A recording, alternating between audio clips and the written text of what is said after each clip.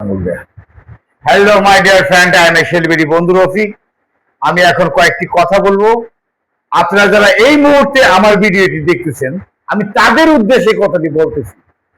সত্যি কথা ভাই কি জানেন, ম্যান ইজ মর্টাল, মানুষ মাত্রই মরণশীল, জীবন মাত্রই মরণশীল।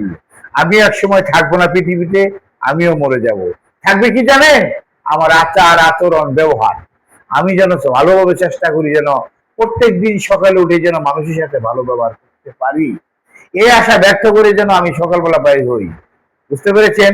এইরকম সবাই ভাববেন। আরেকটি কথা হলো, মৃত্যুর কথা আপনারা বারবার স্মরণ করবেন। বারবার যদি নাও পারেন, দিনে 6 বার হলো মৃত্যুর কথা স্মরণ করবেন যে আমার মৃত্যু হবে। 6 বারের মধ্যে 5 বার আপনি নামাজ পড়বেন।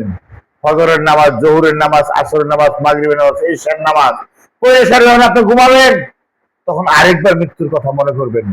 যদি মৃত্যুর কথা বেশি মনে করার পর আপনার খুব ক্লান্তি লাগে, খুব ভালো লাগে, তাহলে আপনি তাহাজ্জুদ নামাজটা পড়ে নেবেন।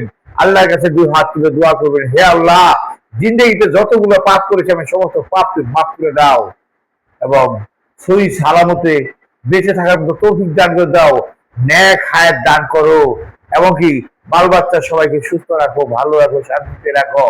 আমি যেন প্রত্যেকটা মানুষের সাথে ভালো ব্যবহার করে যেন মৃত্যুবরণ করতে পারি এবং মৃত্যুর পর আশা থাকবো, হে পাক পরওয়ারদিগার, আমি যেন জান্নাতুল ফেরদাউসে যেতে পারি, যে জান্নাতুল ফেরদাউসে আপনি সরাসরি দেখা দিবেন, আল্লাহ পাকের চেহারাটা দেখবো।